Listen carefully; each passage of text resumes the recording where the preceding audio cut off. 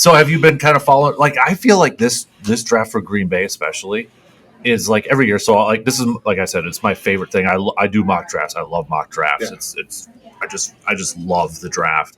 I don't know why, but I do. I mean, I remember watching it in 2 days and bringing up my Packer report and seeing their mock drafts and all that stuff. I still remember when they mocked Rex Grossman to Green Bay to replace Favre. Yeah. And I'm like, that worked out. But, like this one, I feel like this year is like coming off the season they had. I don't have a very good gauge of where they're going to go at this point. I keep coming back to offensive line, not just saying it in front of you guys, but. And I agree. I mean, you lose Bakhtiari, you got to have somebody covering Love. He's a young quarterback. You better give him some protection. You don't want him running for his life. I mean, he's not comfortable yet in the pocket. He shows potential. He really does. I mean, he had a great season last year for his first time, but you got to have people to protect him, and otherwise you get scared back there, and it's a lonely place. And if he's running for his life every time, like your foundation, I'm sorry, is offensive line. And your offense, that's what it is. Mm-hmm. Absolutely. I 100% agree with Joe. I mean, the biggest thing we were told going all the way back to college is the game, the outcome of the game, it starts and ends up front with the O-line and D-line. The D-line is going to set the tone for the defense with how much pressure they put on the quarterback or the run game, and the offensive line is going to set the tone for the offense, both in the run game and pass game. Yeah, I got to say, I look back to 2001, my rookie year. Granted, I was a backup in 01, but our O-line had our top five guys had so much experience, and then we had three guys as backups for those top five. And other than myself, who was a rookie, we had Frank Winters as a backup, who had like 12 years in the NFL, and we had Barry Stokes as a backup, who had like 9 years in the NFL. Those were the backups. Where when I look at a young O-line, especially in injuries, you never know. Right. You might get 2 injuries on the O-line game 1. You might go the whole season without an injury. That's an unknown.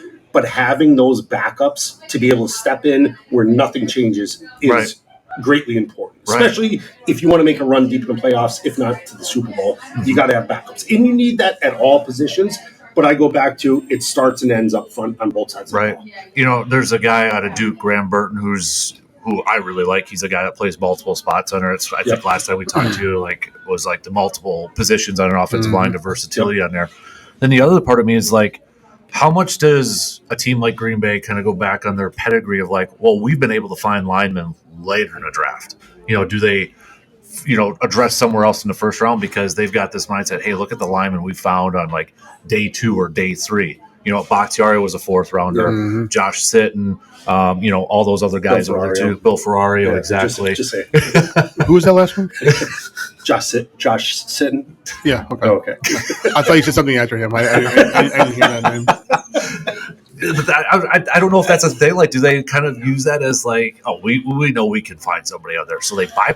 I think that's a dangerous mindset though to have. I don't like it, honestly though. But you look back at the Tony Manders draft. Come on, you could have Barry Sanders, and we took Tony Manders, and he kind of laid an egg on us. So, but like I said, that's risky. I err on the side of caution.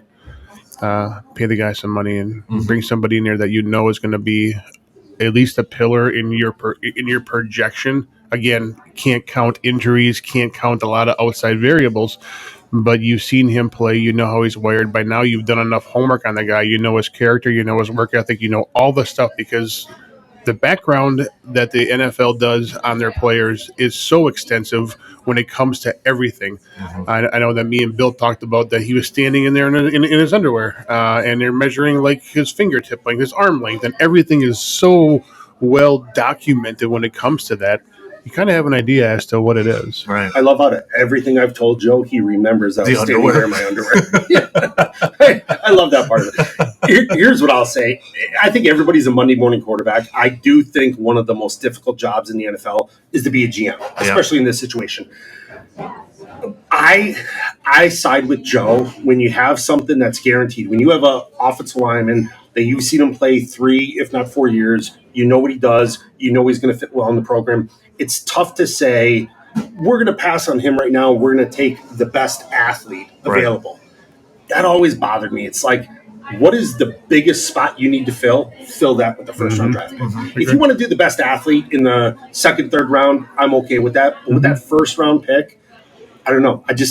I'm not a fan. Maybe we're old school, but I'm not a fan of that best athlete. I'm a fan of what's the biggest need we have, fill the need. That's where I always chuckle when you hear GM say, well, we don't draft for need. And I'm like, well, you kind of do. Yeah, you know, because I mean, okay, Green Bay's at 25 and all of a sudden, one of the top quarterbacks there.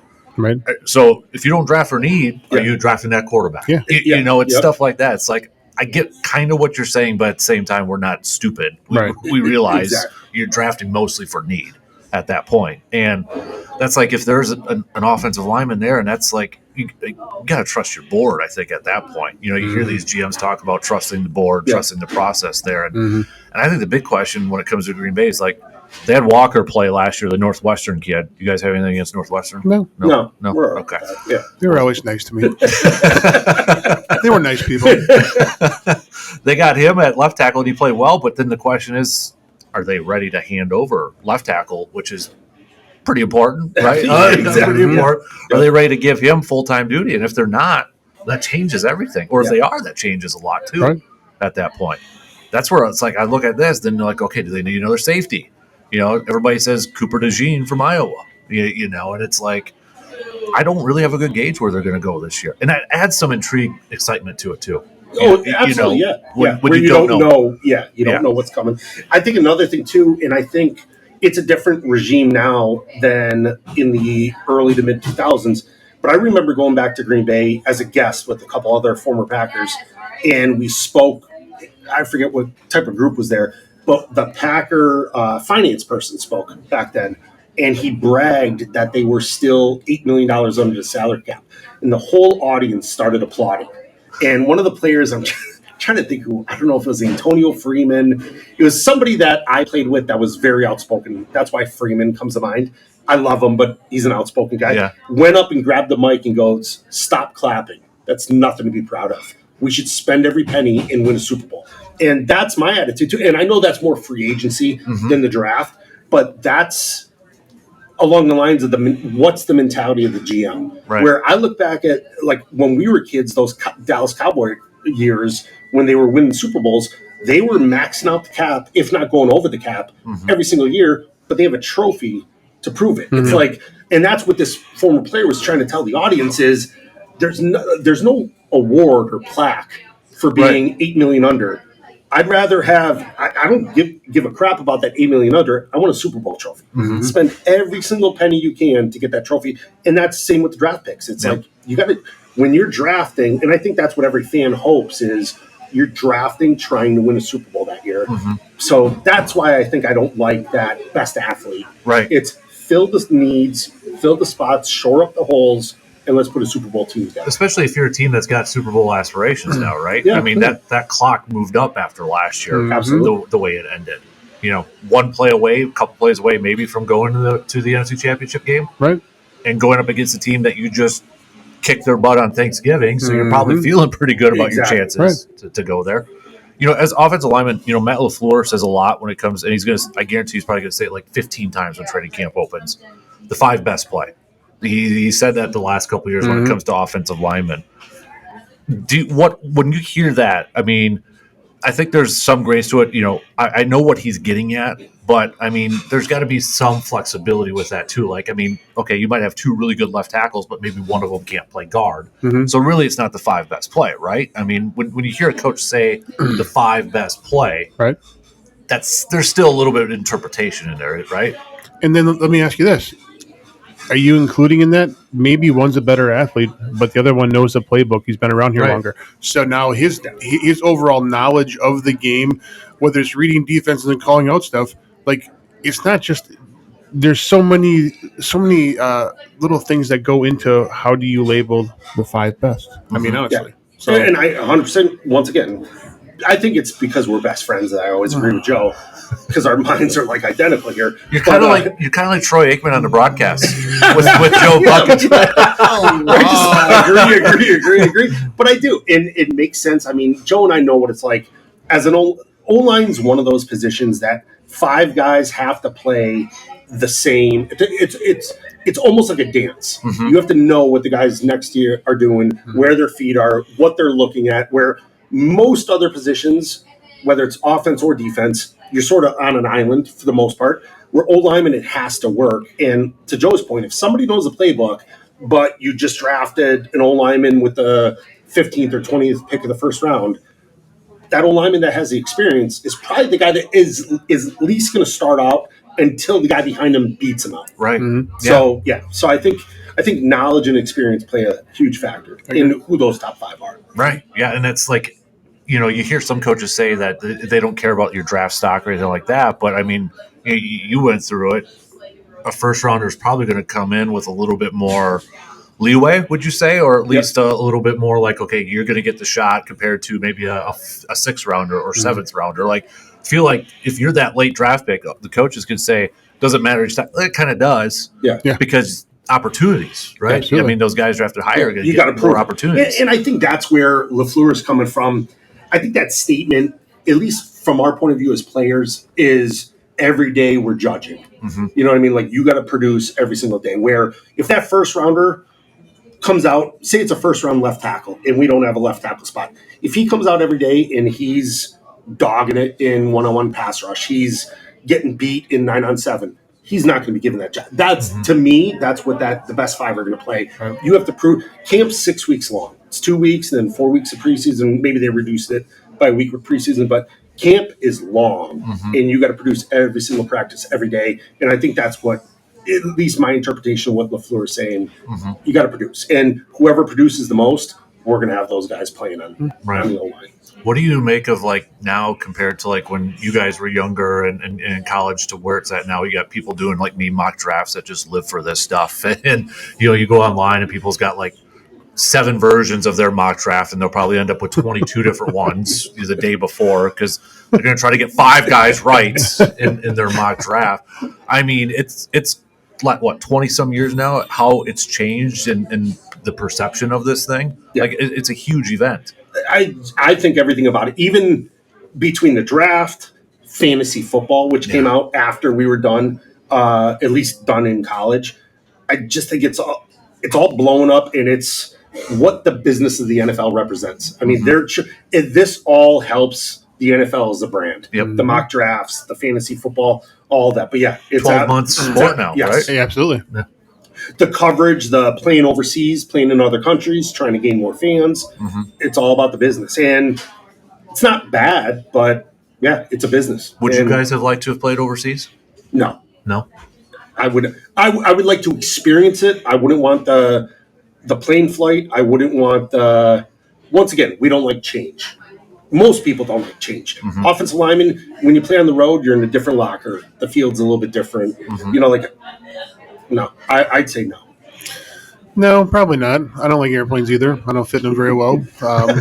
So, and we had a couple of planes where we were had to fly commercial and a couple of plane rides, and you have 3 guys my size sitting in a seat next to each other.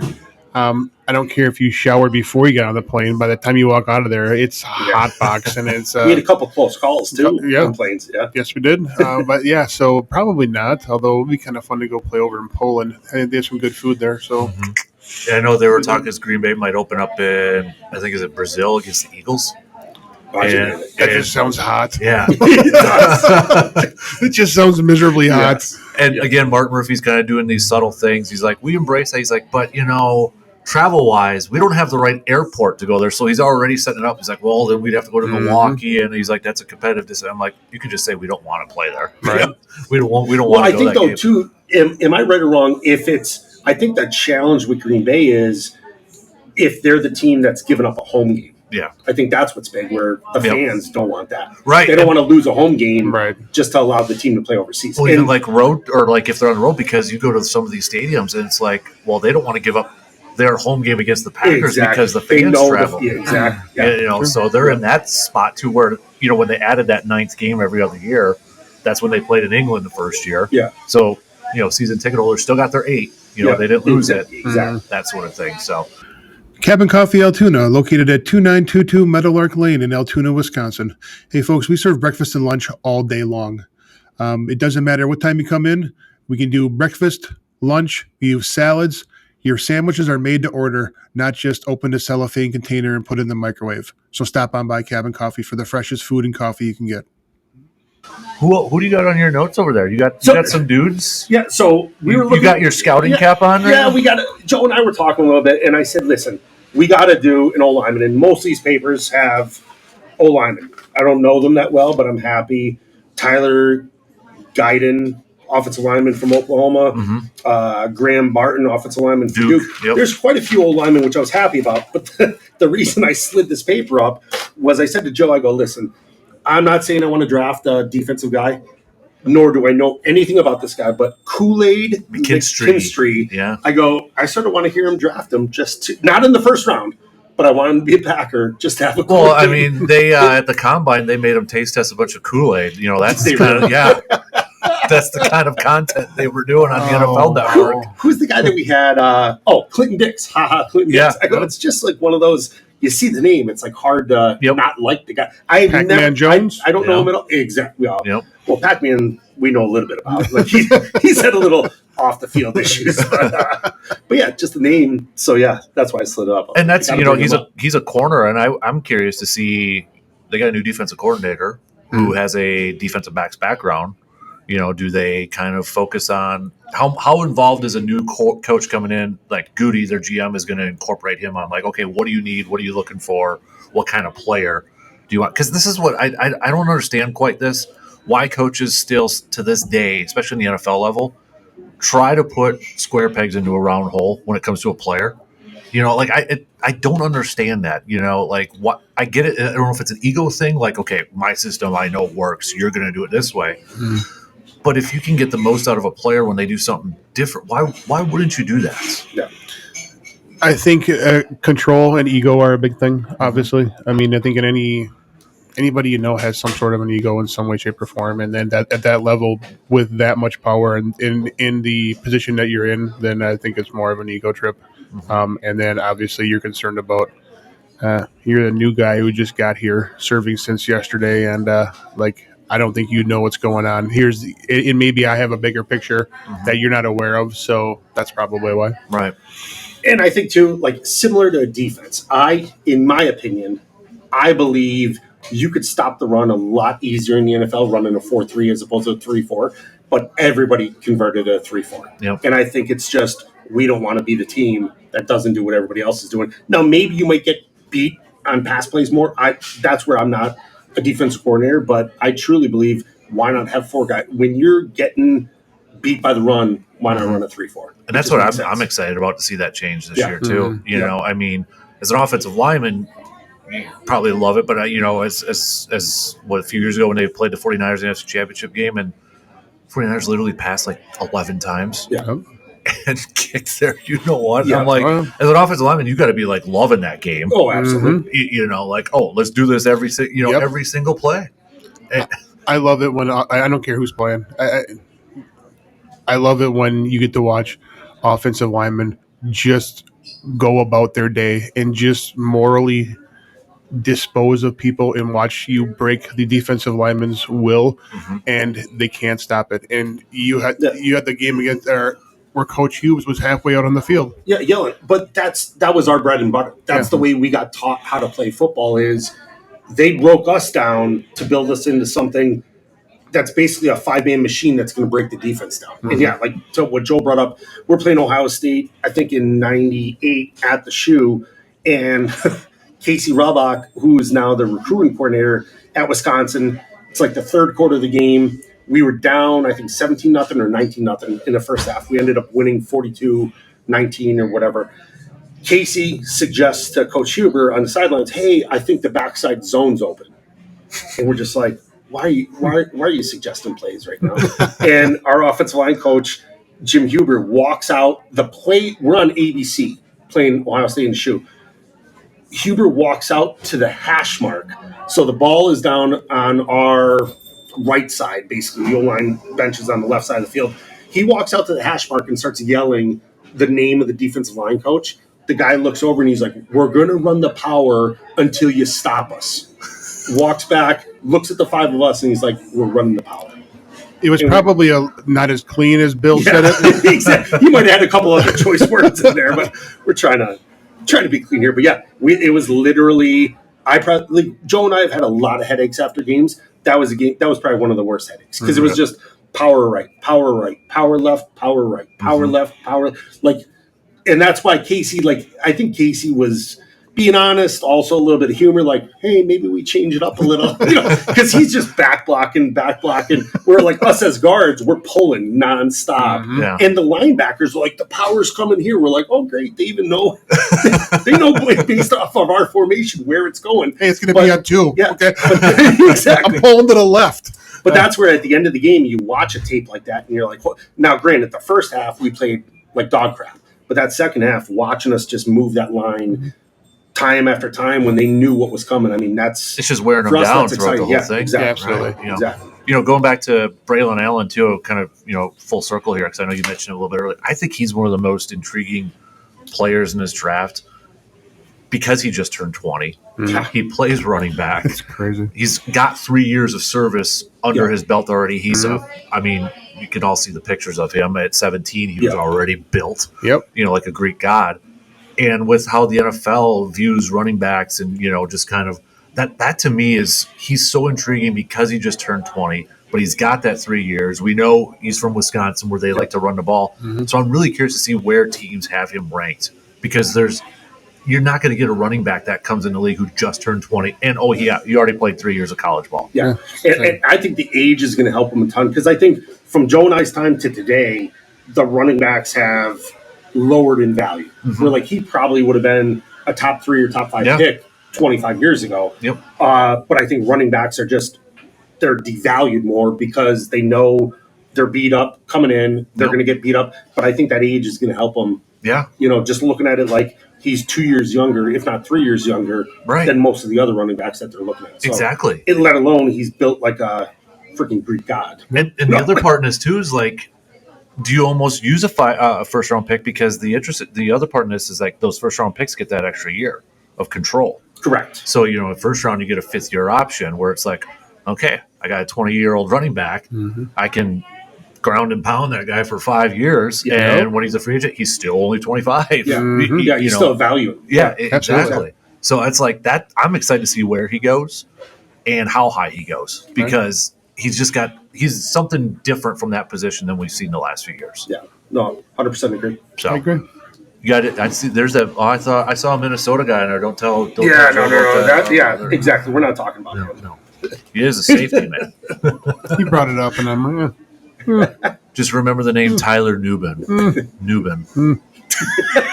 I'm gonna forget before we leave the freaking room. I'm gonna forget. He's gonna be humming it on the way home. Nubin. It's like Newman. It's like Newman. No, it's Noonan. Another Caddyshack. There you go. That's old school. See, you are a golfer. We've seen you swing, and now you can quote Caddyshack. Yeah, you should see me walk a week after that because we walked into the thing, and Bill looks at me. He's like, "Are you going to swing?" I said, "No, I'm not going to do this. I'm not going to swing." I said, "It's not feasible with my back." Joe asked me, he's like, "Are you going to swing?" I'm like, "We didn't know we were golfing 18. We just thought we're just having fun swinging." I go, "I might swing 4 times, see how it works."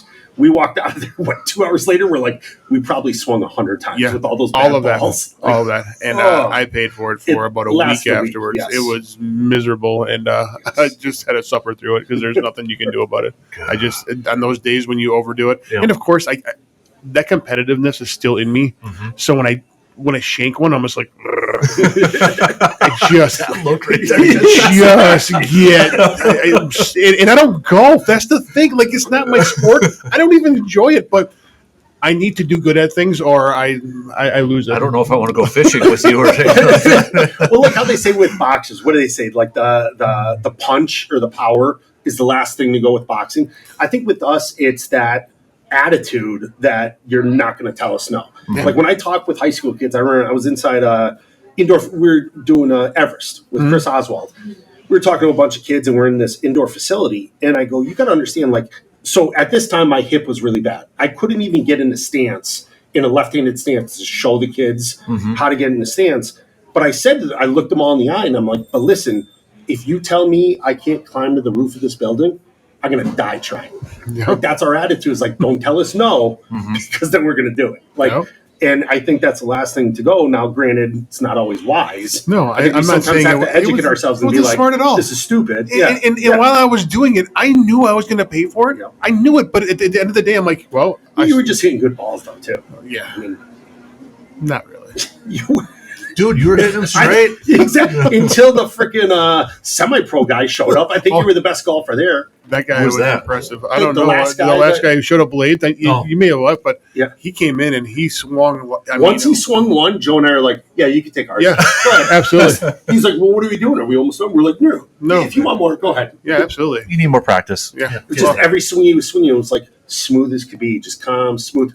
Boom, straight down the fairway. We're like, go ahead, enjoy yourself. Yeah. We're comfortable on the couch. We got pizza out here. And his club speed was, and I don't know anything about golf, but you could hear him swing. And I was like, holy. I mean, he looked like, and he said he's been playing golf since he was in high school. And he plays like 4 or 5 times a week. And I'm going, that freaking shows, man. Like, good for you. That's impressive because I also a lot of coin. I don't have that. I don't have that. Yeah, no. I don't know if you had anything else, but one thing I want to ask you too, kind of going back to the drafts, because you're a unique, obviously very few that got that call to go to the draft, and we hear players talk about that. Can you kind of give us a little bit like what that feeling was like when you got you kind of talked about the frustration, leading up to it. Yeah. But after you got that call and all that, I mean, it was pretty awesome. I mean, I remember. So here's funny what happened. So we're in Scranton, Pennsylvania, northeastern Pennsylvania. Literally, while I'm still on the phone, like I sort of covered the phone. I was like going to Green Bay. Then all of a sudden, like 20 seconds later, you see it on the ticker that I went to Green Bay. Everybody that was at my house, all my mom, my dad, my sister, my aunts and uncles, cousins, boom, everybody left the house. I'm still on the phone, and everybody disappeared. They went all throughout Scranton trying to buy as much Green Bay gear as they could. They went to every department store that was open that day, and they literally bought all of Scranton, like every hat, every T-shirt, every sweatshirt. They bought it all. And I just remember when I got off the phone, it was like I remember looking in the mirror and like smiling at myself. And it was one of those like you feel like for a second you got to the top of the mountain, but at the same time too, there's a really big mountain ahead of you. Yeah. So it's like you accomplished this goal that you had, your whole life, but now it's like the real stuff starts. Mm-hmm. I remember talking to my agent, it was like, you're on such a high, and my agent's like, hey, just so you know, it was Sunday. We're having a conversation. He goes, just so you know, on Thursday, you have to be in Green Bay. So I was like, all right, I got to fly back to Wisconsin. I think I flew back Monday or Tuesday, and I drove up. They actually took, as a free agent or punter, Kevin Stemke. So Kevin and I drove up together, and one of the funny stories in that strip on Lombardi Ave that they bought up for the draft, there used to be, I think it was a Hardee's. Yes, there was. Yeah, there was a Hardee's there. So he's like, hey, you want something to eat? And we're like, yeah, let's go to Hardee's. We're in Hardee's, and I'm sitting with my back to a window, and I'm eating, and I'm about halfway through the burger, and I had never been to Lambeau before. And Kevin's from Green Bay. I go, hey, how close are we are we in Green Bay right now? Like, how close are we to Lambeau? And he just like points over my shoulder. I'm like, oh, that big green, that's Lambeau right there. We're like a block away, and you could see it. It was that big green bowl. So yeah, it was just, like I said, it's hard to explain. It's like every little kid's dream coming true. Mm-hmm. But yeah, there was a lot of work afterwards. Yeah. But yeah, in that moment, it's like you feel high as on top of the world. Right. When did it kind of hit you? Like you were going to go over there? I think it was when what hit me that you were in the NFL and all that. Oh, I think showing up in the locker room. The other funny story was that first mini camp. It was just a rookie camp in May, and Kevin and I we ended up rooming together. We were at the Hilton Garden Inn, so where they put all the rookies. And I wake up. It's like 4 a.m. And Kevin's eyes are wide awake, staring at me in bed. And I was like, can't sleep? He goes, no. I go, you want to head over? He goes, you think it's open? I go, I don't know. You want to just go there and sit in the car? We go to Lambeau at 4 a.m. And folks, don't try this. I'm sure they changed the locks and all this and that. But the door was open. We open the door. We walk in, literally turn the lights on in the locker room, turn the lights on in the training room, and just started walking around, like checking out the weight room, this and that. We're like, we got 3 hours to kill. Like no one's showing up for 3 hours. And this is where talking about, I wish We had technology back then. We had the old, like Joe and I call it, the cardboard phone. We're in the phones that were made out of the paper that you had to wind. Yep. We took turns sitting in Favre's locker, taking pictures of ourselves. Then we both put on Favre's practice jersey.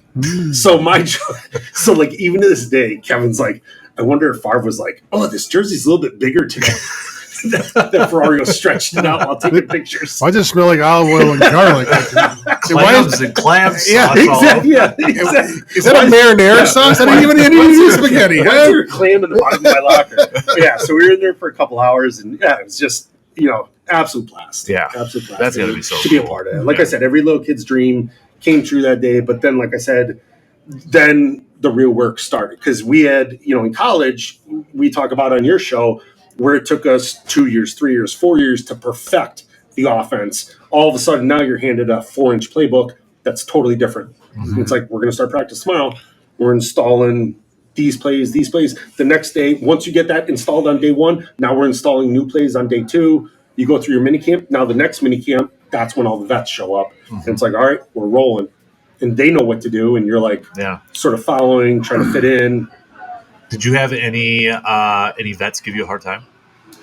I'd say not really. We joked that Mr. Grabowski called me up because on our last episode, I talked about a fight I got in my rookie year. And she's like, why'd you get in a fight? Like, because she knows me as the nice guy. And I'm like, Mr. Grabowski, I'm a rookie. Like my rookie year in the NFL, I'm like, I don't remember what started it. And the whole premise was in Green Bay, they have the nightly news for a half hour, but then they have a half-hour pack attack segment just talking about practice that day, which like blows my mind. And I told guys on other teams, that's unbelievable. Like no other place does it. But that half hour, they broke down my fight like it was HBO Sports. It was like Ferrario throws a right cross, and they go to the Ferrario's got him by the face mask, and Ferrario got a rib shot, and I laugh about it. But Mr. Grabowski's like, what was the fight about? I'm like, I don't know. I'm like, I'm sure he pushed me after the whistle, and I just had in my head, everybody stands up for themselves, especially offensive linemen. And I go, I know it's going to happen at some point. And I think I chose that play to be like, all right, I'm going to dig my feet in the ground and show everybody on the team who I am. Right. So he gave me a shove after a whistle, and I think I just was like, all right, time to see red and go to town. And that was probably one of 2 fights I had in 3 years. But it just sort of set the tempo as like, I'm not going to be one to be pushed around, and I'm going to work my heart. I remember I got into it verbally with Gilbert Brown. Gilbert, his last year was my rookie year, and Gilbert yelled at me for holding him in practice. I'm like, Gilbert, listen, like, I'm not trying to ruin your career, but I go, if I don't block you, I'm going to get cut tomorrow.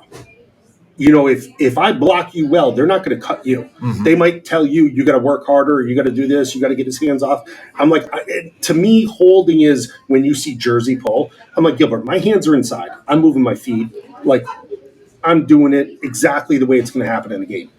I'm like, back off. Like, I'm not stepping down on this. Like, this is what's going to happen. And now, granted, the nice thing was that was after I got in the fight. And I said, it wasn't like I was challenging Gilbert, but I think he knew and everybody else knew, like, if you want to push me, like, we could go there, but I don't want to go there. Like, I just want to do what I was brought here to do. And we sort of squashed after that. And he knew, like, I'm not trying to embarrass you in practice, but at the same time, too, I'm not trying to get cut. Right. Like, I'm trying to keep a job. Right. It's that unique balance, right? You're on the same team, but at the same time, you're trying to beat the next guy to get that job. Yep. To get that. So that's such an interesting dynamic. Well, and so the other thing, and I respected all the defensive guys. Like, I got to go up against Gilbert Brown, Santana Moss, who was another tremendous 3 technique with the Packers. But I can't wait. We're hoping sometime in the future we're going to have Kevin Barry on the show, who is U71. U71, yes. I know that package. He was my roommate in Green Bay for 2 years whenever we traveled. And Kevin and I both, at that time, we were both playing. I was right guard, he was right tackle. And we went up against KGB. And it was right after Kabir signed that huge contract he signed, I think, in 2002. And we had Doug Peterson at the quarterback. And we have a pass protection, a slide, and we're basically giving him a look. He's on the first team. We're running with the 2s, giving the first team defense a look. And Kabir, as Doug Peterson was about to throw the ball, hits him in the elbow. And that's like the biggest no-no in practice. Do not, whether it's a starter or the third string, you don't touch the quarterback, let alone touch him and throw an arm. So I go up to Kabir and I'm just like, listen, you got to knock that off. Don't do that again. A couple plays later, pass play, he hits Doug even harder in the arm as he's throwing it. And I looked at Doug, we get in the huddle, and we're giving the defense a look. And Doug, it was like a power to the left. And Kevin and I are on the right side of the ball. And I go, Doug, call a pass with a slide to the right. And Doug's like, you can't be changing the play. I'm like, Doug, call a pass and push the slide to the right. And I told Kevin, I go, set to the sidelines. Make him come inside.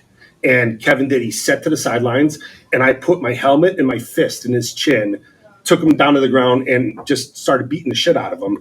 And I was like, don't effing touch our quarterback. Like, if Favre goes down, that's the guy that's got to go in.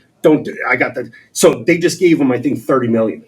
I got the defensive coordinator yelling at me. I got Sherman yelling at me. I got get back in the huddle though. Doug fist bumps. He's like, thanks, man. I'm like, dude, like this is like, what are we idiots here? Like we're all on the same team. Right. But like you got away with it once. Then I told you. Then you did it again. I'm like, then we had to teach him a lesson. But he didn't do it after that. And at that point, he had nothing to prove. No, right? No. He had that But at that point, his head was so big, and Kabir's a different cat. Oh, I've heard, some stories. He's definitely a different cat. But once he got that money, I remember calling my dad. I never saw anybody. I used to call my dad and say about like how I remember when I was a kid, I had a guy from my high school, Mark Spindler. He was my idol. He went to Pitt and then played for the Detroit Lions. He worked out with Chris Spielman. And when he used to come back to Scranton, he used to tell me as like a 12-year-old, the type of workouts. He was like, I just did arms with Chris, and he had me thrown up in a garbage can, just doing arms in the weight room. And I was just always in awe. But I remember when Kabir got his money, I called my dad and I go, Dad, I never seen anybody turn a light switch off as fast as Kabir did. Wow. He got that money. He refused to show up for special teams practice. He was still on, I think, punt return, and kickoff, just didn't show up for practice. During practice, team practice, he wouldn't even go out on first or second down. He's like, I'm getting paid to pass rush. I'll go out on third. And I was like, holy crap. Like, I never saw anything like it before him or after him. But that money, that changed it. Like, he just took that light switch and turned it off. Instantly. Yeah. Man. And then even people in the NFL, and this is why when he signed that, all of us linemen were like, hey, good for him, but he ain't worth it. Yeah. I mean, he was speed, and that's all he had. Mm-hmm. Once everybody realized he doesn't have an inside move, he doesn't have a bull rush, and he can't stop the run unless he's chasing somebody down from behind. Mm-hmm. Mm-hmm. But they freaking paid him and affected the salary cap for years. And that's another thing with GMs looking at situations like that. Like, we don't want to make a bad decision because that decision financially is going to affect us how many years down the road. Yep, exactly. I think the best part of that story is you just demonstrated how you don't mess with the offensive line or quarterback, because especially a quarterback. There's ways for us to get you back, and it's great. Yeah. Set to the sideline, and and you even told a story about McIntosh that was sent to the sideline, and you. Yeah, and that's where I learned it. I learned not that this is anything bad, but Chris McIntosh, the current AD. I mean, it's not like it's an illegal play, but it's not dirty. It's football. Mac essentially taught me back then, Mac was left tackle, I was left guard, so it was a slide to the left. But Mac used to say to me, if he had a sense the guy was willing to spin inside, he'd say to me as we're walking out of the huddle, like, hey, I'm going to overset him. And now this is where I have a nose guard to my right. I knew all I got to do is give Casey a hand to my right, and I'm looking to my left, and as soon as that guy spins inside, he's not expecting, but just we started figuring out the timing. And like the first year was a little rough. Like I'd be hitting Mac or stepping on Mac's foot or doing this or that. But by year 2 and into year 3, like we would just deplete people. Yeah. Like he'd overset him, and we used to love the slide coming our way and just be like, oh, I hope the TV has a good video of this. Like, I hope they're not focusing on the quarterback and they actually see it. But no, it's fun. But yeah, to Joe's point, it's just, I don't know, like offensive lineman. And I tell people this day, I go, I don't think I've ever started a fight in my life. But as an old lineman, I finished a lot of fights. Yeah. Mm-hmm. So it's like, just don't push us. Even in college, like we had guys in practice that, I'm not going to say a name, but I had a guy in practice my senior year. He was a freshman and hit me after the whistle. So like I got him and threw him down to the ground. It was just like, all right, tit for tat. So takes his helmet off and throws it at me. And I'm like, oh, now you don't have a helmet on? And I got your helmet in my hand. And I went at him, and I saw red and attacked him. It got broken up. And I went in, and I was friendly with this kid. But I go in the locker room afterwards. I'm like, don't do stupid stuff like that in practice. Like, you're going to get hurt. Like, I'm not trying to be rude to you or whatever, but I'm telling you, don't ever take your helmet off. Cabin Coffee Altoona, located at 2922 Meadowlark Lane, Altoona, Wisconsin. Stop on by and try our drink of the month, the Brambleberry. Features our white coffee in 3 of our berry flavors. Great tasting, give you that pick-me-up from the caffeine. Cabin Coffee Altoona. I mean, even Joe and I will test. When we're on the road and that game ends, I remember being defense on the field, winning the game in the O-line, sitting on the bench. Before, as you get up off the bench, you go out to maybe shake hands, whatever, and go through the tunnel, your helmet's going back on and you're buckling back up, just in case. I mean, we had games where the game would end and you're putting your mouthpiece back in just to go shake hands and walk out the tunnel. That's funny because there was a game, I think it was the Cowboys or something, but there was a little scuffle, and the cameras caught, and I can't remember who it was, but the announcer was like, well, look at that. It was an offensive lineman. He put his helmet back on. Yeah. Right before, like 5 seconds before that scuffle started, he put it back on. And so he's like, well, you must have known something was coming. So the fact that you were just saying that, it's like, you clearly put it back on. You'd even tell younger guys, like, I mean, you just sort of know your environment, whether you won the game or lost. Like, maybe it was a game you lost, like we talked about, we lost at Cincinnati, and we had to walk up the stands to get back to the locker room, and they were coming down. So it's like, buckle up, you look at the young guys, and you're like, buckle up, put your mouthpiece in, like, just in case. Or it's a game you win. I remember being at Penn State. Our freshman year, we lost. And as we went through the tunnel, people were throwing just anything in the stands, they were throwing at us. I mean, we got in the locker room, you're covered with, beer, which they don't sell in the stadium. Beer, soda, popcorn, hot dogs, ketchup, whatever. You're just covered in it from getting hit. Then you go through the tunnel. And here's a funny story about Penn State freshman year. That game, as we just walked through the tunnel, had 20 people throwing sodas, all this stuff on us. So you feel like a dog, you know what I mean? Getting all this stuff thrown at you. Go in the tunnel, and I'm chin strap buckled up, mouthpiece in. Somebody grabs me by my jersey from behind and spins me. And as I spin, I grab the guy by the throat, and I got a fist ready to throw. And I look at him, and it was a teammate of mine from my 13-year-old state championship baseball team. He wanted to say hi. I'm like, Tommy, I almost put you through this wall. Like, what are you doing? He was like, you couldn't hear me. I guess he was yelling my name, and I was just focused on getting back to the locker room. But I'm like, Tommy, I almost put your head right through this wall. Like, jeepers. But yeah, it's crazy. Now, on the positive side of it, and Joe can attest to this, when we went back as players, seeing Camp Randall today, and I heard Chris McIntosh actually do an interview on this as the AD. He goes, yeah, it's nice. We had to do things for the kids because of the generation. And you see when the Badgers come out the tunnel, it's lights flashing, the video. So what Mac points out, and I'll tell it quick, and I'll let Joe jump in. What Mac pointed out, he goes, listen, we didn't have that in the 90s.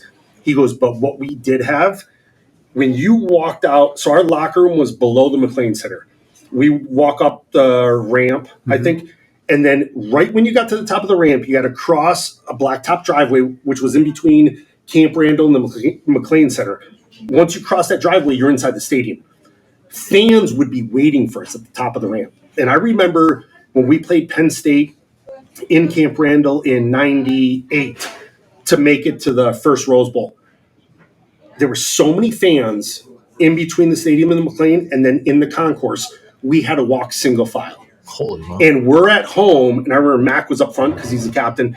I remember Mac looked at me, and he goes, hey, tell everybody else, buckle up, mouthpiece in. These are our own fans. As we walk through this tunnel, single file wide, because there's so many fans, they're punching us on the chin, like, to get you pumped up, like fists on the shoulder pads, slapping you in the head. And I go, it was like a boxer or a UFC guy walking to the cage or the ring. only fans are allowed to make contact with you. I mean, they're shoving you, they're screaming at you, they're grabbing your face mask, yelling like, kill these guys, whatever. And it went like, that's where I go, your blood was boiling. Yeah. When you got on the sidelines, it was like we were ready to go to war. And then I look at, this is sort of like a disco that these guys go through. And I'm like, exactly. Does that really Is that a light show? They have a smoke machine for the love of God. A smoke machine? Come on. Really? Exactly.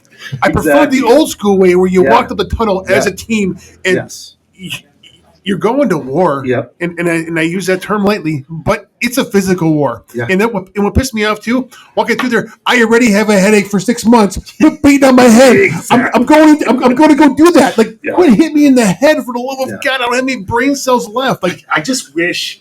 Cabin Coffee Altoona, located at 2922 Meadowlark Lane, Altoona, Wisconsin. Stop on by and try our drink of the month, the Brambleberry. Features our white coffee in 3 of our berry flavors. Great tasting, give you that pick-me-up from the caffeine. Cabin Coffee Altoona. It's like there's not, like Joe and I joke about memory. There's not a ton of stuff that we could remember from start to finish. Both of us, we help each other out. If you bring in like Dave Kasper or Casey here, we remember a ton of stories.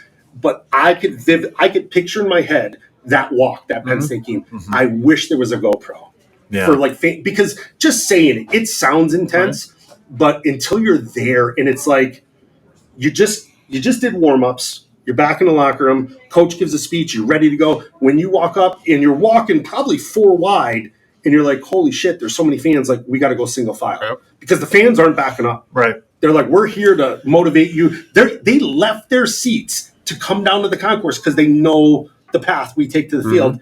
I mean, it was just intense. Doesn't describe it enough. And I don't think you can replicate that feeling. No. I mean, and even in our age, like, adrenaline's a drug. I don't care what you say. Yep. It's a freaking drug. Mm-hmm. And we're still I can't chase that drug anymore.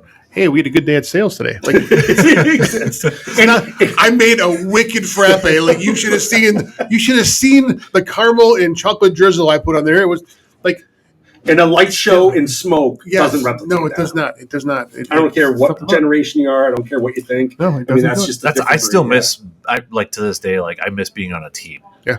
Yeah, that like I was like, I'll do anything almost to like. Can we create some sort of team so I can get like a jacket with a logo or something on there? And I joke with people this day. Like, people are always like, "What do you miss about football?" And my first response is joking. I go, "I miss payday." But the second one's the serious one. I go, "I miss the locker room." Yeah. I don't miss the games. I don't miss practice one bit. Mm-hmm. But the locker room, just that locker room, it's like that camaraderie, that teammates, your brothers, your family. Yep. You're doing something as a collective. You all hurt together at the same time. You all celebrate together at the same time. You're all sad at the same time. It's that locker room, that camaraderie. I mean, that, and we talked last episode with Dave Sparger about, like how sports translates to life, and everything you learn in sports helps you be better at life, helps you be more determined, helps you set goals better, helps with every single aspect of life. So I 100%, like I didn't have a dad, and all, so I learned all that from watching guys on TV or the coaches I had in school and that, and that was kind of like sports was my outlet to go out there, whether it was picking up a basketball and pretending the sidewalk block was my hoop because we didn't have a basketball hoop, but it was just like, hey, now this is where I'm going to beat Michael Jordan or in the backyard and doing pass patterns by myself, that sort of stuff. I don't know where I'd be without playing sports like that. So I even go as far as this coffee shop, this endeavor is something that was so far out of my realm that I didn't have a clue, and you rely on people. But what I did think I knew is I don't know how to fail. I'll work myself to death. I will claw with my fingernails and kick and scream and fight for every inch I had. You don't learn that in just life. Like, I was taught that whether it was good in football or bad in football, I incorporated every one of those positive things, how to lead people, how not to lead people. Everything was incorporated into this business I brought from football. And that's what a huge impact it had in my life. And my career was cut short, with knee surgeries, and I didn't reach my full potential. based because of that. But I took a lot more away from football than football took away from me, and that includes the concussions. And, That's another shirt that you guys got to get. And the 46-year-old that has memory problems, and I can't walk real well. Like I have a stupid gait, and like I'm falling apart. All that was worth what I took from that sport. Honestly, I think that's huge. We get asked a lot, would you do it over again? No. I mean, both of us, we're in pain nonstop every day. Everything Joe just said, we're both going through, but yeah, you wouldn't give up what you got out of it. And I would do it yesterday. Exactly. Same result. And not even saying yes, we had a lot of success and we were on some special teams in college, but even take the success away, take away the wins. It's the experience. It's what we learned. It's, I think we're better dads for it. I think we're better husbands for it. I think we're better at our jobs, or we're better coaching others because of it.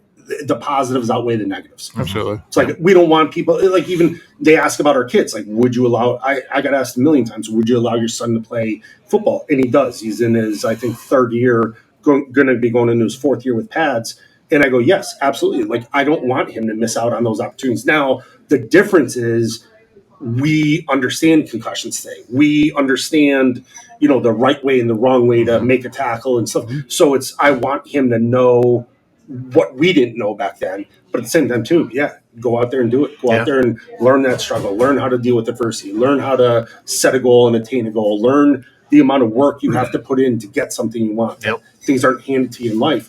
I think all those lessons are huge. It relates to your career now. I mean, like that's, for the radio show, like we didn't have one. The way I did it, I asked to have a sit down with my GM and sales manager, and I made a presentation. I went in there like it was game day. Right. Like, hey, we need this. Yep. Scared, you know what? Oh, yeah. Absolutely. But it's like I was getting pumped up like it was a game and all that. Yep. It worked. But it was that. I don't know if I would have been able to do that because, if it wasn't for my, experience, or not to your guys' level, but, just that adversity, what you were saying, and reaching your goals and that sort of stuff. So, and I think the one thing too is just getting comfortable with being uncomfortable, and people don't like it. It was the ability to still function when you're uncomfortable and get comfortable in that space. And I think that's super huge. And I think that's being lost now. Yep. Like, sometimes it sucks. Jordan, Sometimes it hurts. I don't know if you heard Jordan Love's quote, pressure is a privilege. Oh, no. Yeah. I like it. No, that's very, nice. very true. Yeah. It is. Yep. Absolutely. Well, you think back to, like our first day showing up, being dropped off at seminary, at camp. I mean, how uncomfortable you are. Like, I remember when I went in to different teams for workouts, or, you join a new team, you don't know where's the locker room, or the left over. I mean, I remember asking parking attendants in the NFL, like, how do I get in the building? Right. I don't know. But it's just like, you have to. Here's a side story I'm going to say, and I'm not going to describe who it is because I'm friends with the person. But somebody I knew after high school went to college, and they gave him, he was probably like a double X, they gave him 4XL pants. And he was just uncomfortable. He ended up quitting 2 days later. Not saying he would have, it wasn't a big school, wasn't D1, it was like D3, whatever. But just, it's uncomfortable. Like, you have to figure stuff out. Like, it's uncomfortable when you're the third string guy, or you're like, when I went to Carolina, I was that year, I think they set the record in the NFL for most guys put on IR. I was the 17th guy they signed during the season, but they had that many guys injured, and it was just like a rotating locker. And you get in there, and it's like, you got to learn the offense. You got to learn, hey, how are you doing? What's your name? What position do you play? Like, I have no clue who you are. How do I get to the practice field? Right. You know what I mean? Like, it's just, you gotta be comfortable doing it. Mm-hmm. And like, half of it's confidence, half of it's, your past experiences. But Yep. Yeah, I agree. Exactly. Well, I think we're gonna wrap it up here.